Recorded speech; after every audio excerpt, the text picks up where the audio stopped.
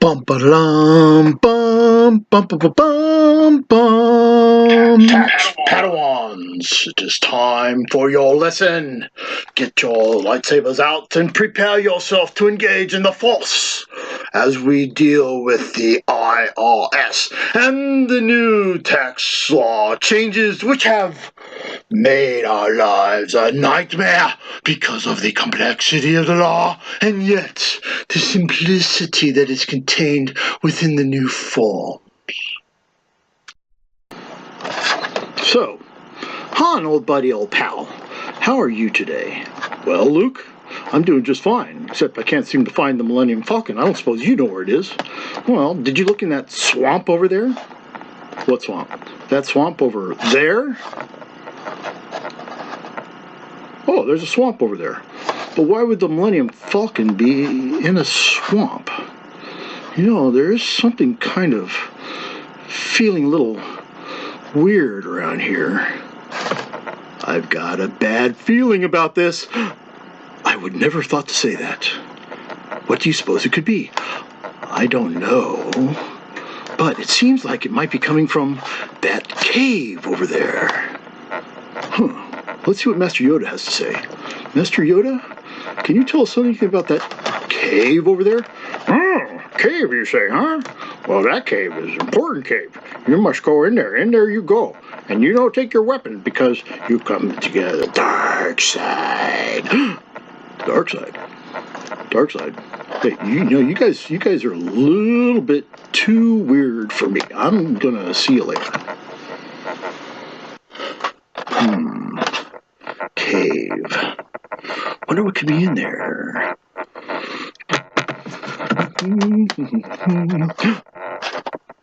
Darth Vader! What are you doing here? You could not live in that cave. You live in that cave? Yeah, I'm right over there. What do you live in that cave for? Well, because I gotta stick by Yoda. Yoda? Wait a minute, you know Master Yoda? Oh yeah, Yoda and I go way back. Way back? How far? Oh, way back before you were born. Yeah, Yoda and I were buddies. He taught me everything I know. What? Yeah, everything I know. Well, that's impossible. Oh, no. In fact, I know something else. You know what else I know? What's that? I am your father. No, you killed my father. You can't be my father. You have a really complicated tax return. There's no way my father would have such a complicated tax return. There's no way that he'd be able to fill it out. There's no way that he'd be able to do it correctly. There's no way he'd be able to keep from committing fraud when he's filling out his tax return, and you are such a fraud there, Darth Vader. You can't be my father. No, but I know you are. Oh. Okay. Well, let's see here. No inheritance for him. Let's see. If I can't find the Falcon, I'm going to be livid at Luke. Man, it's always his fault. Coming over these backward planets. Man. Force. Right. I'll tell you what. Hokey religions and ancient weapons ain't no match for having a blaster at your side, that's for sure. Oh. Sorry, Froggy. I'll be careful next time. All right, there it is. Yeah. Hey, guys, how's it going? Yeah, R2, how are you doing there, C-3PO? Well, I am a protocol droid, and I think that you have been waiting too long. You wasted too much time, Master Han. Now the ship is in a bad place, and we can't get it out. Oh, well, maybe we can find somebody to use this Force thing, that's supposed to be around here, supposed to be all powerful and stuff. Maybe we can make that work. How am I going to turn that into tax talk? Great story. Great story, Han, but no tax talk in there. Let's get something about taxes, man. That's what this is all about. Okay. Well, I found the ship, so I guess I don't have to worry about the theft and casualty loss. Yeah, that's true. Hey, Master Yoda. Fancy seeing you here. Can you help me get my ship out of the swamp? Ah, ship and swamp is, huh? Well, you just have to use Force for that. Oh, I'm sorry, but I have no tune into that stuff. hokey religions and ancient weapons ain't no match for a good blaster at your side. Ah, clumsy and inaccurate blasters are. You must train force. That's okay. I'll take care of the ship. Bye-bye. Okay, bye-bye. Well, I did find the Millenium Falcon. Yeah, I know, buddy. It's right out there in the middle of the swamp. Well, did you get it out? Yeah, I had to use the Force, though. How did you use the Force? You have no feeling for the Force. You have no feeling for anything, you nerf herder. Whoa, babe. What's going on here? Oh, nothing. I'm just 8.5 months pregnant, and you're never around. Oh, okay. Hey. It's okay, baby. I'm here for you. Don't worry. Oh, well, you better take care of my daughter. And my sister. Oh, don't worry about that, guys. I'll do that. What do you guys think? Yeah.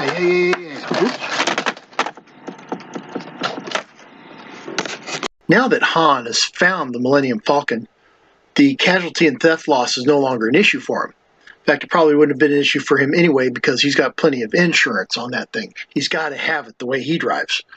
Anyway, whenever we're talking about losing something, in this context where it can be deductible, we're talking about a casualty and theft loss.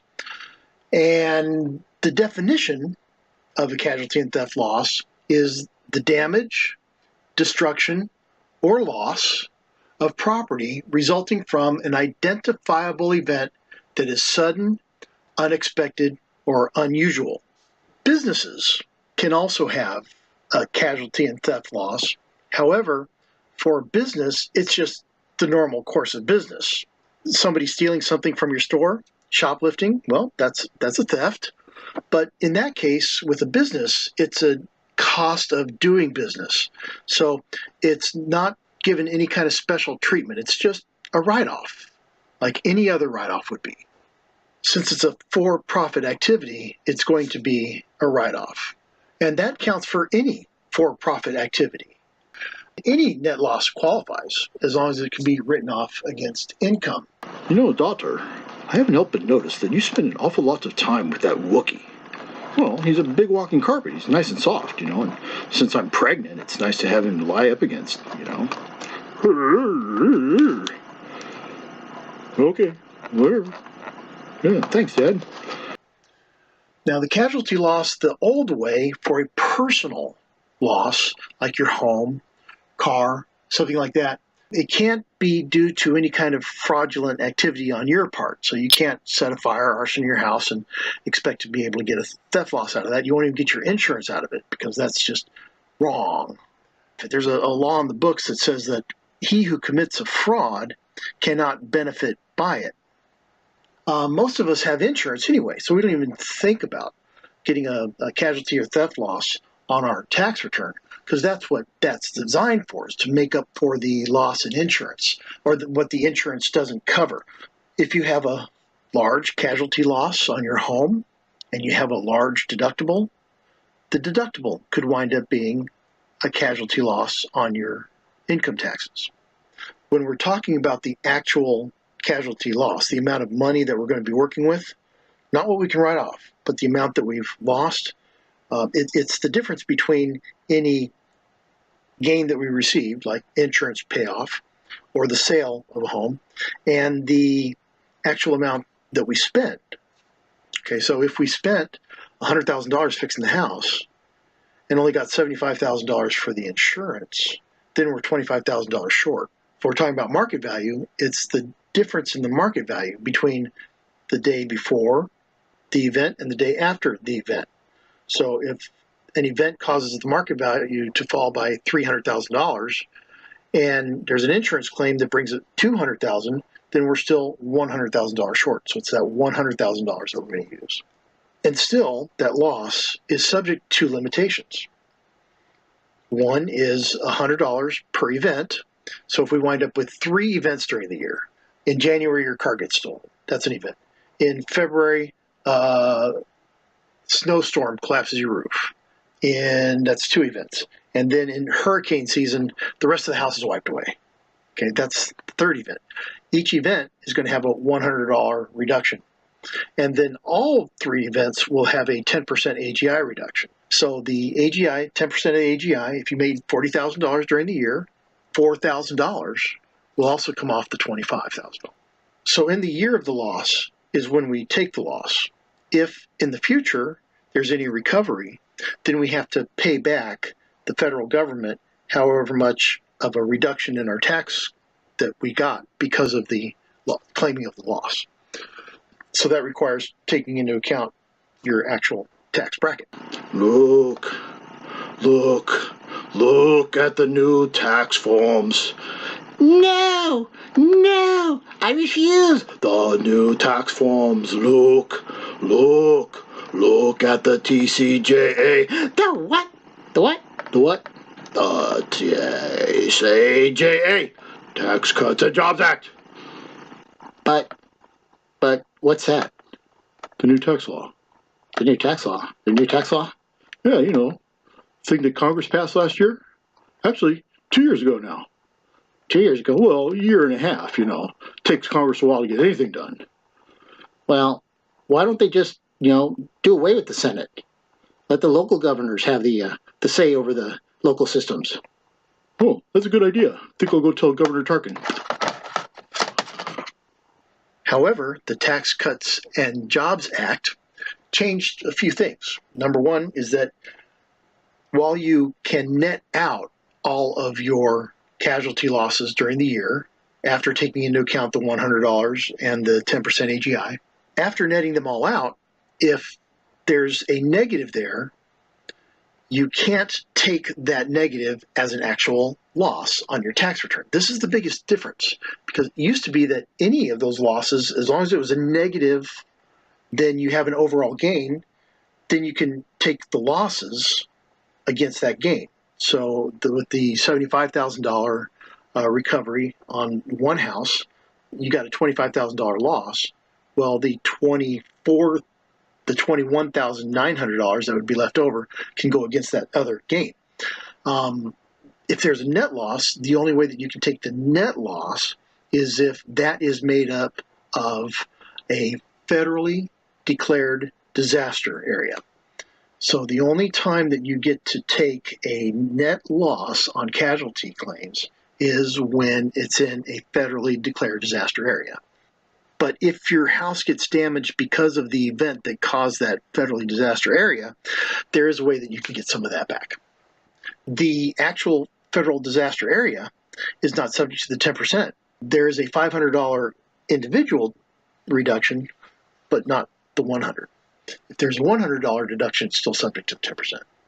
Other losses are still subject to limitations and netted out, and it's normally declared in the year of the event. However, when a federally declared disaster area is affected, you can amend the prior year's return. So you can roll it back 1 year.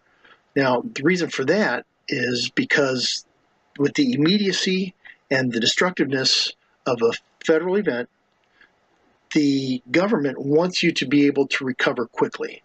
So if you have to wait for the 2018, or if it happened right now, then we would have to wait until next year in order to tax return and get that money back. That's a year away. A little bit more if you wait until April. So you'd be waiting 12 months in order to get your refund from that event. In my experience, the insurance companies don't pay off very fast. So the sooner that we get that money, the better. So they let us go back a year. Right now, 2019, we're doing our 2018 tax return. If the event happened in 2018, we would normally be filing the return now. But if it happened in 18, you could go back to 2017 and amend the 2017 tax return and get that money quicker. Guys, here is the actual code for Section 165. You can read it if you want. Anybody for moving on? Yes, move on. Move on. Move on. Okay. So this brings us up to the general rule of taxation number 1.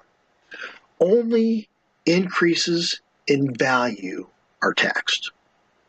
Period. If you use your time to increase the value of your bank account, well, that's earned income because you're using your time and your labor in order to make money. If you're using time and money in order to make more money, well, that's a capital investment. So that's a different level of taxation. If you have passive income, which would be like a rental property. If you have a rental property, well, you might put some of your labor into it, and you do have to pay more attention to it because you're managing it, but it's still not your labor only that's making money. So there's this capital and labor component in most things. And we're going to talk a little bit further about that in the next section. But when we think about income and where it comes from, it's only the increases that are taxed. And so only things that are spent on those increases can be deductible, because deductions will only decrease the increase in the value. Nothing is taxed twice while in the possession of the person who originally earned it, unless you're filthy stinking rich, in which case the gift tax, the estate tax, the generation skipping tax, those things, after you've made $10 million, and you have $10 million sitting in your account that's already been taxed, well, guess what? Anything over the $10 million is going to be taxed again. If a payment is not tax deductible, then the return from that payment is not taxable. Best example is insurance.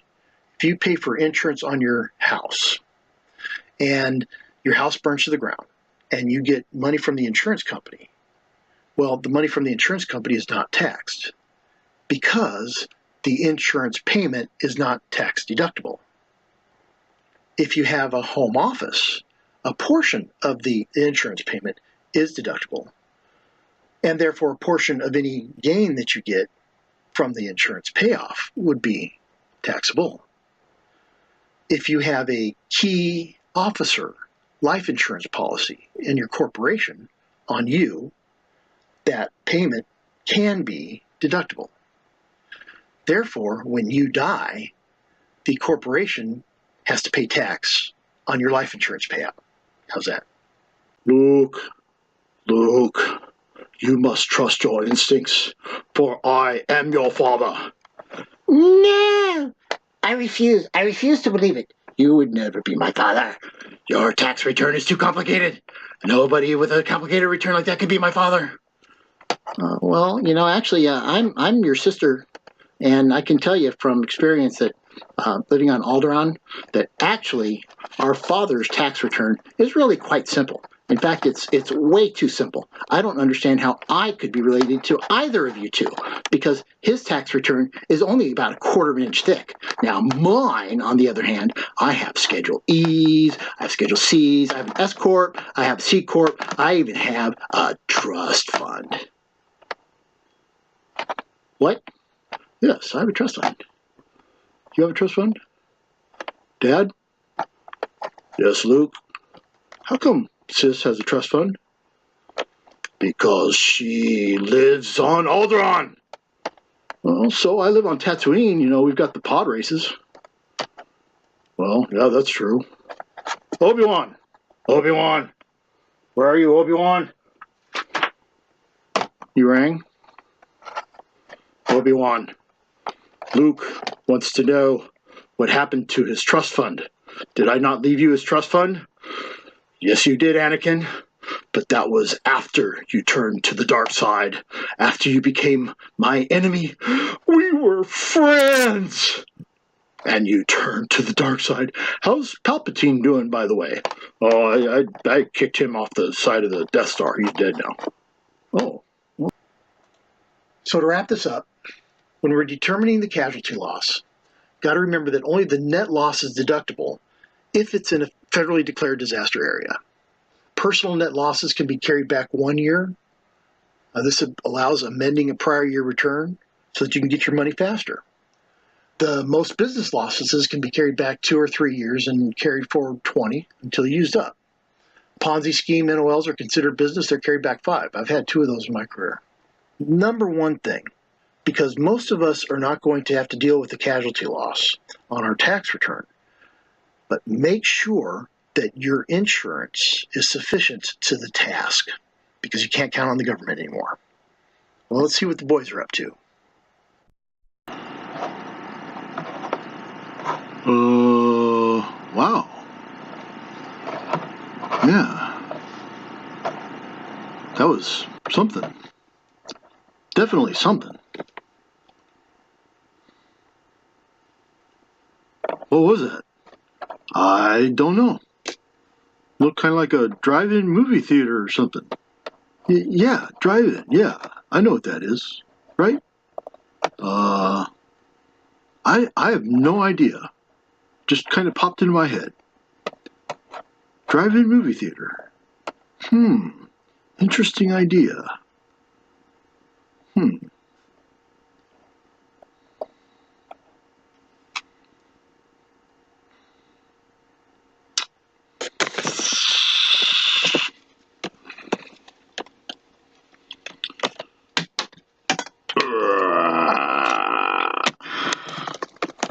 Well, since Han and Luke can't seem to come up with the words on their own, I guess it's up to me to bring this saga to a close, for this chapter anyway. So remember, younglings, when you are doing the tax returns for your clients, especially for those who are of the lighter side of the force, make sure that you are watching for differences between certain deductions, because you don't want to cause your clients to have to pay more in taxes.